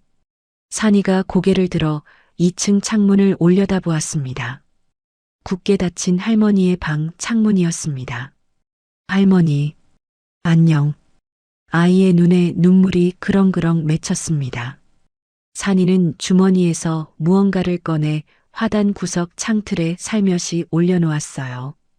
반쯤 타버린 헝겊 인형에서 빠져나온 손뭉치였죠. 자신이 가장 아끼던 것의 일부. 할머니가 자기를 잊지 말아달라는 아이만의 작별 인사였습니다. 할머니, 산이 안 미워해줘서 고마워요. 성우가 흐느끼는 산이를 안고 트럭에 올랐습니다. 커튼 뒤에서 이 모든 것을 지켜보던 미양은 주먹을 꽉 쥐었어요. 창틀에 놓인 하얀 손뭉치가 미양의 가슴을 후벼 팠습니다. 조금만 참아라. 내 새끼. 할머니가 곧 데리러 가마. 반드시. 성우와 산이를 태운 트럭이 저택을 빠져나갔습니다. 정문을 통과하자마자 뒤에서 검은 승합차 한 대가 슬그머니 따라붙었습니다. 헤드라이트를 끄고 미행하는 차량. 현필이 붙인 사람들이었죠. 트럭은 국도를 달리다 갑자기 핸들을 꺾어 인적이 드문 폐공장 지대 쪽으로 향했습니다. 미행 차량에서 무전이 터졌습니다. 타겟이 경로를 이탈했습니다. 산이 아니라 폐공장 쪽입니다. 보고를 받은 현필은 콧노래를 불렀습니다. 와인잔을 기울이며 여유롭게 대답했어요. 외진 곳이라 더 좋군. 목격자도 없을 테니 거기서 확실히 끝내. 뒤탈없게. 뒤이어 또 다른 차량 2대가 어둠 속에서 합류했습니다. 3대의 차량이 트럭을 포위하듯 따라붙었죠. 트럭 안 백미러로 다가오는 불빛을 확인한 성우의 손에 땀이 찼습니다. 산이는 공포에 질려 성우의 옷자락을 꽉 움켜쥐었습니다. 아저씨, 무서워요. 괜찮아. 산이야. 할머니가 지켜주실 거야. 조금만 참아. 저 멀리 달빛 아래 흉물스럽게 솟은 폐공장의 실루엣이 보였습니다. 현필의 사람들은 함정인 줄도 모르고 속도를 높였습니다. 먹잇감을 향해 달려드는 하이에나처럼요. 하지만 그들은 몰랐습니다. 어둠 속에서 수십 개의 눈이 그들을 지켜보고 있다는 것을. 운명의 밤이 시작되고 있었습니다. 늦은 밤 폐공장 지대. 달빛조차 구름에 가려진 어둠 속에서 트럭이 멈춰 섰습니다. 앞을 가로막은 검은 승합차의 헤드라이트가 번쩍 켜지며 눈을 멀게 할 듯 쏟아졌습니다. 뒤이어 2대의 차량이 퇴로를 끊었습니다. 완벽한 포위였죠. 차문이 열리고 사내들이 우르르 쏟아져 나왔어요. 쇠파이프와 야구 방망이를 든 10여 명의 장정들이 트럭을 에워쌌습니다. 공기를 찢을 듯한 살기가 느껴졌어요. 성우는 백미러로 상황을 파악했습니다. 심장이 쿵쿵 뛰었지만 핸들을 잡은 손은 떨리지 않았습니다. 5년간 깊은 산에서 아이를 지키며 살아온 사람이었거든요. 산아, 여기서 절대 나오지 마. 성우는 짐칸에서 낡은 몽둥이 하나를 집어들고 밖으로 나왔습니다. 우두머리로 보이는 사내가 비웃으며 다가왔어요. 형씨, 괜히 서로 힘 빼지 말자고. 애만 넘기면 살려줄게. 성우는 대답 대신 몽둥이를 고쳐쥐었습니다. 5년 전 사고 현장에서 그는 무서워서 숨었습니다. 신고도 못하고 도망치듯 아이만 안고 산으로 숨어들었죠. 그 비겁함이 평생 가슴에 멍으로 남아 있었습니다. 하지만 지금은 달랐습니다. 성우의 눈에 서늘한 도끼가 서렸습니다. 내 아이 건드리면 너희 다 죽는다. 성우가 고함을 지르며 사내들에게 달려들었습니다. 수정 열쇠는 명확했어요. 사방에서 주먹이 날아들었죠. 하지만 성우는 트럭 문을 등지고 섰습니다. 자신이 피하면 아이가 있는 유리창이 깨질까봐 그는 온몸으로 받아냈습니다. 아픔을 참고 성우는 비명조차 지르지 않았어요. 트럭 문 앞을 지키는 2 다리는 뿌리 깊은 나무처럼 움직이지 않았습니다. 그러나 결국 성우가 무릎을 꿇었습니다. 독하다 독해. 사내 하나가 쓰러진 성우를 넘어 트럭 운전석으로 달려갔습니다. 꼬맹아 어디 있니? 나와라. 문이 억지로 열리자 산이는 공포에 질려 바들바들 떨고 있었습니다. 하지만 아이는 틈새로 보았습니다. 성우가 다시 일어나려 발버둥 치는 모습을요. 가만히 있으면 성우도 자신도 위험하다는 걸 직감했습니다. 무서울 땐 주변을 이용해라. 산이의 눈이 번뜩였어요. 짐칸 쪽을 훌자 찢어진 고춧가루 포대가 보였죠. 장정의 거친 손이 산이의 옷깃을 움켜쥐려는 순간 팍! 산이가 쥐고 있던 붉은 가루를 놈의 얼굴에 확 뿌려버렸습니다. 아, 내 눈. 매운 고춧가루가 눈과 코 점막에 달라붙자 그가 비명을 지르며 바닥을 뒹굴었습니다. 산이는 그 틈을 타 운전석으로 넘어갔습니다. 그리고 온 체중을 실어 핸들 위에 경적을 눌렀죠. 빵빵. 귀청이 찢어질 듯한 경적 소리가 폐공장의 정적을 깨뜨렸습니다. 그것은 단순한 소음이 아니었어요. 어둠 속에 매복해 있던 이들에게 보내는 진입 신호였습니다. 신호다. 어서 진입해. 순식간에 사방에서 눈부신 서치라이트가 켜졌습니다. 대낮처럼 밝아진 빛에 사내들이 눈을 가리며 당황했습니다. 컨테이너 위에서, 폐건물 창문에서, 사각지대 곳곳에서 검은 복장의 사내들이 튀어나왔습니다. 미양의 최정예 경호팀이었죠. 모두 꼼짝 마. 상황은 순식간에 종료되었습니다. 훈련받은 요원들 앞에 내로라 하는 사내들도 상대가 되지 않았습니다. 놈들은 줄줄이 제압당해 굴비처럼 엮였어요. 경호팀장이 우두머리를 붙잡고 녹음기를 들이댔습니다. 누가 시켰어? 사실대로 말하면 선처해주지. 사내는 겁에 질려 덜덜 떨며 자백했습니다. 조연필 전무요. 저희는 돈 받고 시키는 대로 했을 뿐입니다요. 현필의 숨통을 끊을 결정적 증거였죠. 다음 날 아침, 도강그룹 본사 대회의실에서 임시 주주총회가 열렸습니다. 안건은 박미양 회장 해임안. 현필이 승리를 확신하며 준비한 잔치였습니다. 미양은 대기실에 홀로 앉아 있었습니다. 검은 상복 같은 옷을 입고 태블릿 화면을 응시했습니다. 심장이 터질 듯 뛰었습니다. 띠링. 암호화된 메일이 도착했습니다. 미국 FBI 연계연구소에서 온 결과였습니다. 미양은 떨리는 손으로 파일을 열었습니다. 조선관계 99.9999% 일치. 미양의 눈에서 뜨거운 눈물이 주르륵 흘러내렸습니다. 5년을 기다려온 순간이었어요. 과학이, 유전자가 증명했습니다. 산이는 자신의 손자, 혁준의 아들이었던 것이었죠. 미양은 눈물을 훔치고 자리에서 일어났습니다. 그리고 입고 있던 검은 옷을 미련 없이 벗어 던졌습니다.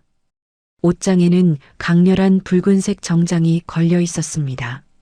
40년 전 회장 취임식 때 입었던 도강그룹의 전설이 시작된 바로 그 옷이었습니다. 거울 앞에 선 미양은 더 이상 아들을 잃고 슬퍼하는 노인이 아닌 불사조처럼 되살아난 회장의 모습이었습니다.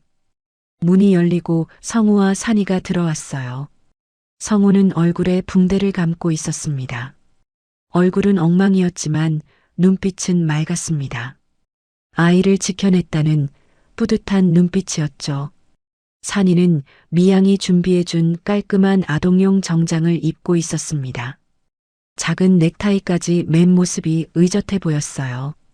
63세의 회장이 7살 손자 앞에 무릎을 꿇고 아이의 눈높이를 맞췄습니다. 미양이 삐뚤어진 넥타이를 다정하게 매만져 주었어요. 준비됐니, 우리 아가? 산이는 씩씩하게 고개를 끄덕이며 작은 주먹을 불끈 쥐었습니다. 네, 할머니. 미양이 일어섰습니다. 세 사람은 굳게 닫힌 총회장 문 앞으로 걸어갔습니다. 문 너머로 현필의 목소리가 들려왔어요.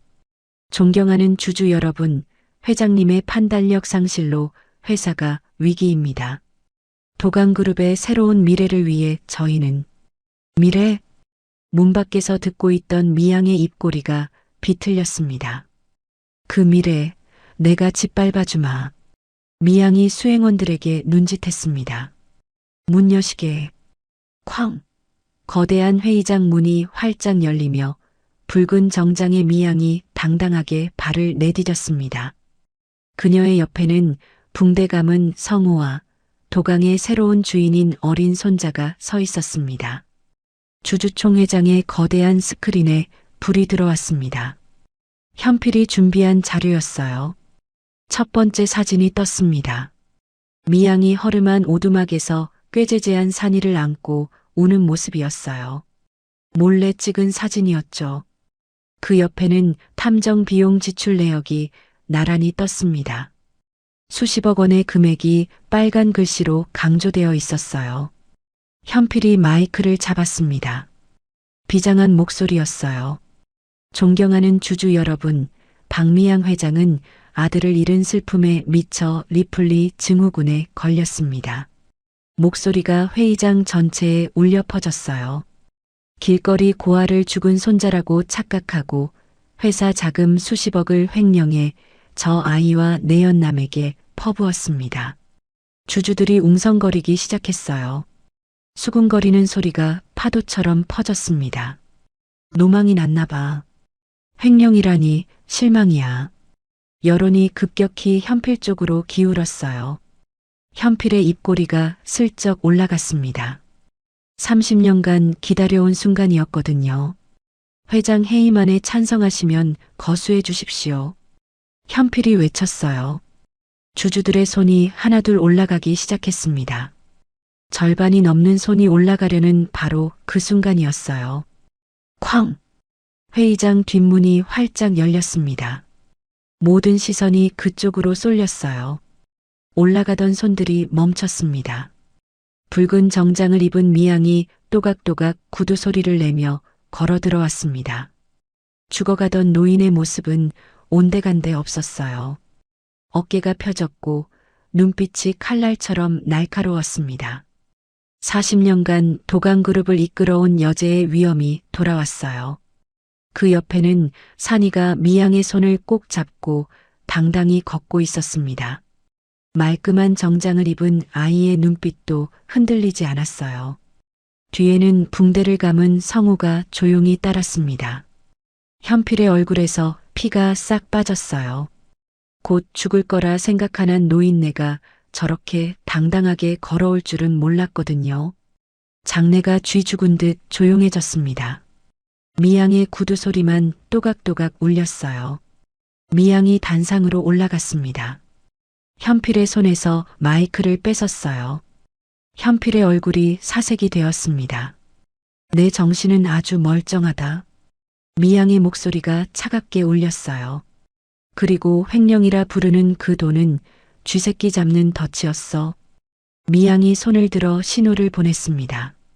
스크린 화면이 바뀌었어요. 미국 FBI 연계 연구소의 유전자 검사 결과서가 대문짝만하게 떴습니다. 조모 손자 관계일 가능성이 99% 이상. 빨간 공증 도장이 선명하게 찍혀 있었어요. 미국 정부 기관의 인증 마크까지 있었습니다.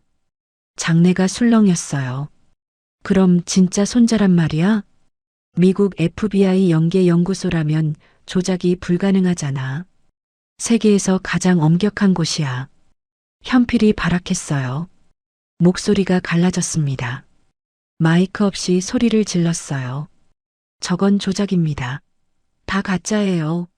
미국까지 손을 쓴 거라고. 미양이 씩 웃었어요. 입꼬리가 올라갔습니다. 사냥감을 앞에 둔 맹수의 미소였어요. 그래. 그럼 이것도 조작이겠지. 두 번째 영상이 재생되었습니다. 김 박사였어요. 얼굴이 눈물범벅이었습니다. 코를 훌쩍이며 울면서 자백하고 있었어요. 조 전무가 협박해서 검체를 바꿔치기 했습니다. 도박 빚 장부랑 불법 처방 내역으로요. 저도 어쩔 수 없었어요. 가족을 해치겠다고 했습니다. 살려주세요. 주주들의 표정이 굳어졌어요. 웅성거림이 점점 커졌습니다. 현필을 바라보는 시선이 달라졌어요. 세 번째 파일이 재생되었어요. 5년 전 그날 밤의 녹음이었습니다. 빗소리와 함께 며느리 수정의 목소리가 스피커를 찢을 듯 울려 퍼졌어요. 여보, 브레이크가 안 들어. 다급하고 공포에 질린 목소리였습니다. 아들 혁준의 목소리가 이어졌어요. 뒤에서 검은 차가 계속 받고 있어. 아이 꽉 잡아. 굉음이 울렸습니다. 유리 깨지는 소리, 금속이 찢어지는 소리. 주주들의 얼굴이 창백해졌어요. 그리고 수정의 마지막 유언이 이어졌습니다. 피가 섞인 듯 거친 숨소리였어요. 경찰도 회사도 다 한패예요. 조 전무가 차를 건드린 게 분명해. 제발 우리 아가. 회의장이 얼어붙었어요. 누구도 입을 열지 못했습니다. 몇몇 주주는 손으로 입을 막고 있었어요. 네 번째 영상. 어젯밤 폐공장에서 찍은 현장 영상이었어요. 깡패 두목이 바닥에 엎드려 울부짖고 있었습니다. 코피가 흐르고 있었어요. 조연필 전무가 시켰어요. 아이랑 남자 죽이라고요. 5년 전처럼 사고사로 위장하라고요. 주주들이 벌떡 일어났어요. 현필을 향해 손가락질하며 야유를 보냈습니다. 살인 청부범이었어. 5년 전 부사장님도 죽인 거야. 당장 경찰을 불러. 저놈 잡아. 현필은 식은땀을 흘리며 뒷걸음질 쳤어요. 눈동자가 사방으로 흔들렸습니다. 궁지에 몰린 쥐 같았어요. 넥타이를 잡아당기며 헉헉거렸습니다. 증거 있어? 저건 다 모함이야. 현필이 소리쳤습니다. 목이 쉬었어요. 침이 튀었습니다. 저 아이한테 시킨 연기라고. 길거리 거짓 꼬맹이가 뭘 알아. 누가 저런 애 말을 믿어.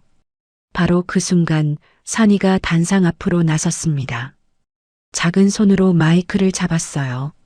손이 떨렸지만 목소리는 7살이라고 믿기 어려울 만큼 차분했습니다. 그때 아저씨가 검은 장갑 끼고 웃었잖아요. 산이의 목소리가 회의장에 울렸어요. 아이의 눈에 눈물이 맺혔지만 흘러내리지 않았습니다. 아빠 차 만지면서 아저씨가 차 밑에서 뭔가 빼는 거 봤어요. 산이가 현필을 똑바로 바라보았어요. 아저씨 얼굴 기억해요. 무서웠어요. 아이의 생생한 증언에 장내는 완전히 얼어붙었습니다. 아이의 뇌리에 새겨진 공포. 이것보다 더 확실한 증거는 없었어요. 현필의 눈동자가 지진 난 듯 흔들렸습니다. 얼굴이 귀신처럼 일그러졌어요. 입에서 거품이 일었습니다. 그 순간 현필의 눈이 뒤집혔습니다. 품에서 볼펜을 꺼내 들었어요. 단상 위에 미양을 향해 달려들었어요. 다 같이 죽어. 이 늙은이만 없으면. 주주들이 비명을 질렀습니다. 절체절명의 순간이었어요. 바로 그때 구석에 조용히 서 있던 성우가 움직였습니다. 맹수처럼 단상 위로 뛰어올랐어요. 붕대 감긴 얼굴이었지만 눈빛은 맹렬하게 살아있었습니다.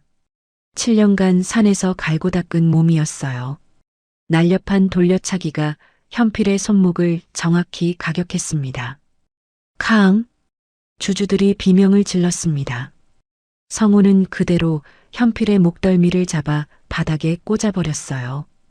팔을 비틀어 등 뒤로 꺾었습니다. 뼈가 삐걱거리는 소리가 났어요. 으악! 팔! 내 팔! 현필이 비명을 질렀습니다. 얼굴이 대리석 바닥에 짓눌렸어요. 성우가 귀에 대고 낮게 으르렁거렸습니다. 건드리지 말라고 했지. 그때 대기하던 경찰 특공대가 회의장으로 들이닥쳤어요. 검은 방탄복을 입은 대원들이 현필을 에워쌌습니다. 수갑이 현필의 손목에 채워졌어요. 찰칵 하는 소리가 유난히 크게 울렸습니다. 이거 내가 누군지 알아. 나 조연필이야. 도강그룹 전무라고. 현필이 끌려나가면서 소리쳤습니다. 발버둥 치며 몸부림쳤어요. 하지만 30년간 쌓아온 권력은 이미 무너졌습니다. 주주들이 차가운 눈으로 그를 바라보았어요. 비참한 퇴장이었습니다. 회의장 문이 닫히자 정적이 흘렀어요. 미양은 주주들을 향해 천천히 고개를 숙였습니다. 깊은 인사였어요. 제 불찰로 회사를 어지럽혀 죄송합니다. 5년간 뱀을 품고 있었습니다. 미양이 허리를 펴고 말을 이었어요. 하지만 이제 정당한 후계자가 돌아왔습니다. 미양이 산이의 어깨에 손을 얹었어요. 산이가 앞으로 한 발 나섰습니다. 허리를 90도로 꺾어 배꼽 인사를 했어요. 안녕하세요. 도우빈입니다. 잘 부탁드립니다. 작지만 또렷한 목소리였어요. 7살 아이의 인사였지만 당당함이 묻어났습니다. 주주들이 하나둘 자리에서 일어났어요. 박수 소리가 터져 나왔습니다. 곧 회의장 전체가 기립박수로 가득 찼어요. 5년간 죽은 줄 알았던 후계자가 돌아온 순간이었습니다. 미양의 눈가에 눈물이 맺혔지만 흘러내리지 않았어요. 아직 울 때가 아니었거든요. 조연필이 경찰에게 끌려가면서 고개를 돌렸습니다. 수갑이 채워진 손목에도 불구하고 여유로운 표정이었어요. 미양을 바라보며 비릿하게 웃었습니다. 회장님, 안방 금고 비밀번호. 최 선생도 아는데 괜찮으십니까? 미양의 등골이 서늘해졌습니다. 심장이 덜컥 내려앉았어요. 그 금고에는 현금만 있는 게 아니었거든요. 그룹의 중요 인장과 핵심 서류, 수십억 원어치의 보석과 채권이 들어 있었습니다. 승리의 기쁨이 순식간에 식어버렸어요. 당장 집으로 가야 해. 미양이 소리쳤어요. 성우와 우빈을 데리고 급히 차를 돌렸습니다. 운전기사에게 최대한 빨리 가라고 다그쳤어요. 저택에 도착하자 심장이 철렁 내려앉았어요. 대문이 활짝 열려 있었습니다. 정원에는 값비싼 조경석들이 넘어져 엉망이었어요. 수십 년간 가꿔온 분재들이 땅바닥에 나뒹굴고 있었습니다. 누군가 급하게 뛰어다닌 흔적이 역력했어요. 현관문도 부서진 채 열려 있었습니다. 유리가 깨져 파편이 흩어져 있었어요. 미양이 성우에게 눈짓했습니다. 성우는 아픈 몸을 이끌고 현관 옆에 쇠막대를 집어들었어요. 조심스럽게 앞장섰습니다. 우비는 미양의 뒤에 바짝 붙었어요. 거실은 폭격을 맞은 듯 했습니다. 집기들이 쏟아져 있었고 깨진 도자기 파편이 낭자했어요. 수백만 원짜리 청자 화병이 산산조각 나 있었습니다. 40년간 모은 골동품들이 바닥에 나뒹굴고 있었어요. 드르륵 쿵. 2층 안방 쪽에서 무거운 가방을 끄는 소리가 들렸습니다. 발소리도 들렸어요. 미양 일행이 숨을 죽이고 계단을 올라갔습니다. 심장이 쿵쿵 뛰었어요. 성우가 쇠막대를 꽉 움켜쥐었습니다. 방문을 벌컥 열었습니다. 최 선생이었어요. 미양의 옷과 폐물, 금고 속 채권 서류를 여행 가방 2개에 쑤셔넣고 있었습니다. 보석함을 통째로 쏟아붓고 있었어요. 금고 문은 활짝 열려 있었고 안은 텅 비어 있었습니다. 수십억 원어치의 재산이 가방 안에 들어가 있었어요. 최 선생은 미양 일행을 보자 소스라치게 놀랐습니다. 얼굴이 하얗게 질렸어요. 손에 쥐고 있던 다이아몬드 목걸이가 바닥에 떨어졌습니다. 아니. 이건 제가 월급 대신 횡설수설했습니다. 눈동자가 사방으로 흔들렸어요. 입술이 파르르 떨렸습니다. 미양이 차갑게 일갈했어요. 도둑년이 제 발로 들어왔구나. 현필이 잡혀가니까 쥐구멍에서 기어 나왔어? 그 가방 놓고 썩 꺼져라. 궁지에 몰린 최 선생의 눈빛이 독하게 변했어요. 독사 같은 눈이었습니다. 산이를 학대하던 바로 그 눈빛이었어요. 그녀는 무거운 여행 가방을 성우 쪽으로 냅다 집어 던졌습니다. 흑! 부상당한 성우가 가방에 맞아 휘청거렸습니다. 그 사이 최 선생은 미친 듯이 방문을 박차고 복도로 뛰쳐나갔어요. 비켜! 다 비키라고! 최 선생은 길을 막는 미양을 힘껏 밀쳐버렸습니다. 젊은 여자의 힘이었어요. 미양이 벽에 부딪혀 주저앉았어요. 63세의 몸은 충격을 버티지 못했습니다.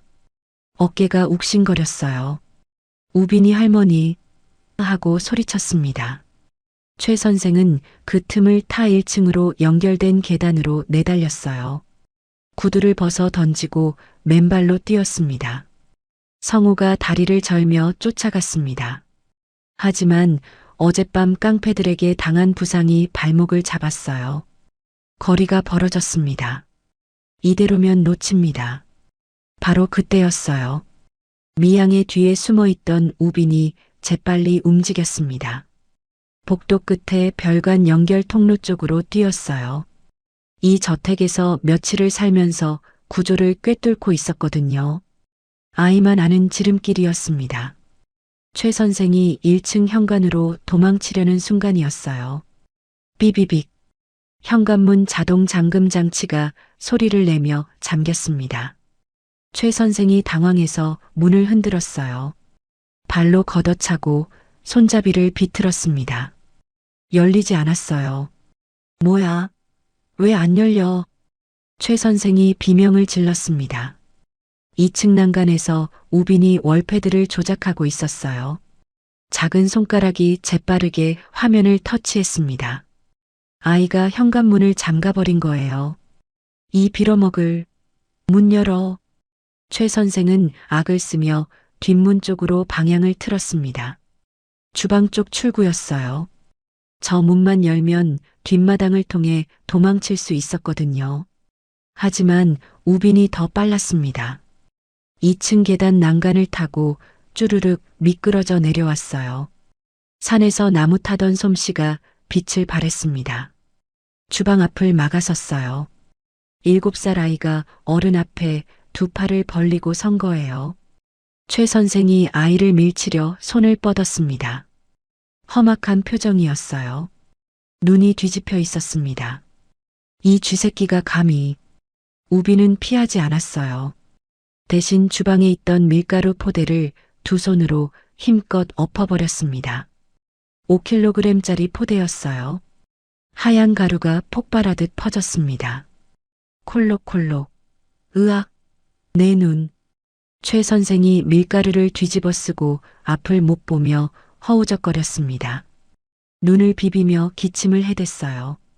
그 순간 뒤따라온 성우가 그녀의 팔을 낚아챘습니다. 바닥에 꽂아버렸어요. 꼼짝 마. 이번엔 안 봐준다. 성우의 목소리가 낮게 깔렸습니다. 우빈은 넘어진 미양에게 달려갔어요. 작은 손으로 할머니를 부축했습니다. 얼굴에 걱정이 가득했어요. 할머니 괜찮아요? 내가 문 잠갔어요. 나쁜 선생님 못 도망가게. 미양은 손자를 바라보았습니다. 눈시울이 뜨거워졌어요. 7살짜리 아이가 도둑을 잡은 거였습니다. 자신을 괴롭히던 나쁜 어른에게 맞서 싸운 거예요. 경찰차 사이렌 소리가 들렸어요. 밀가루 범벅이 된 최 선생이 질질 끌려나갔습니다. 발버둥 치며 소리 질렀지만 소용없었어요. 집안의 모든 악이 청소되었습니다. 미양은 엉망이 된 거실 한가운데 서 있었습니다. 깨진 도자기, 넘어진 가구, 흩어진 물건들. 하지만 미양은 웃고 있었어요. 용감해진 손자를 으스러지게 껴안았습니다. 우리 강아지 다 컸구나. 할머니를 지켜주고. 우빈이 미양의 품에서 싱긋 웃었어요. 산에서 아저씨가 가르쳐줬어요. 무서울 땐 머리를 쓰라고. 미양은 손자의 머리를 쓰다듬었습니다. 눈물이 흘렀지만 행복한 눈물이었어요. 다음해 3월. 따스한 햇살이 비치는 봄이었어요. 겨울 내내 앙상했던 나뭇가지에 연두색 새싹이 돋아났습니다. 개나리가 노랗게 피어났고 진달래가 분홍빛을 뽐냈어요. 우빈은 사립초등학교에 입학했습니다. 말끔한 교복을 입고 가방을 맨 모습이 듬직했어요. 이름표에는 도우빈이라고 적혀 있었습니다. 정식으로 호적에 올라간 이름이었죠. 더 이상 산이가 아니었어요. 도강그룹의 정당한 후계자 도우빈이었습니다. 할머니와 처음 만났던 그 산속철. 미양, 우빈, 그리고 말끔한 정장 차림의 성우가 함께 걸었습니다. 성우는 이제 도강재단의 실장이 되어 있었어요. 5년간 아이를 지켜온 공로였죠. 아들 혁준과 며느리 수정의 위패 앞에 섰습니다. 향 연기가 피어올랐어요. 우빈의 손에는 받아쓰기 100점 시험지가 들려 있었습니다. 아빠, 엄마. 산이가 100점 받았어요. 할머니가 많이 도와줬어요. 우빈이 시험지를 위패 앞에 올려놓았습니다. 고개를 숙여 절을 했어요. 미양의 눈가에 눈물이 맺혔지만 표정은 더없이 평온했습니다. 혁준아, 수정아. 걱정 마라. 내가 잘 키울게. 미양은 속으로 아들과 며느리에게 말했어요. 절을 내려가는 길, 벚꽃이 눈처럼 흩날렸습니다. 분홍빛 꽃잎이 세 사람의 어깨 위에 내려앉았어요. 바람이 불 때마다 꽃비가 쏟아졌습니다. 우빈이 미양과 성호의 손을 양쪽에서 잡았어요. 붕붕 흔들었습니다. 할머니, 아저씨, 우리 떡볶이 먹으러 가요. 할머니가 매운 거 못 먹으니까 안 매운 거로요. 미양이 웃었습니다.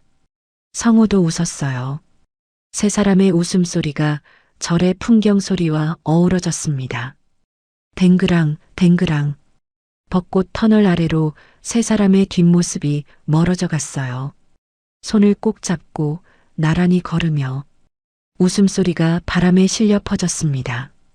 5년간의 긴 겨울이 끝나고 마침내 봄이 왔습니다. 그리고 이 봄은 결코 시들지 않을 거예요. 할머니, 손자, 그리고 그들을 지켜온 남자. 세 사람이 만들어갈 새로운 가족 이야기는 이제 막 시작되었습니다. 오늘 이야기를 끝까지 들어주셔서 감사합니다. 어디에서 이야기를 듣고 계신지 댓글로 남겨주시면 반드시 답장 드리겠습니다. 오늘도 행복하시고 건강한 하루 보내시길 간절히 바랍니다. 다음 이야기로 찾아뵙겠습니다. 구독, 좋아요 부탁드립니다. 햇살 같은 이야기였습니다.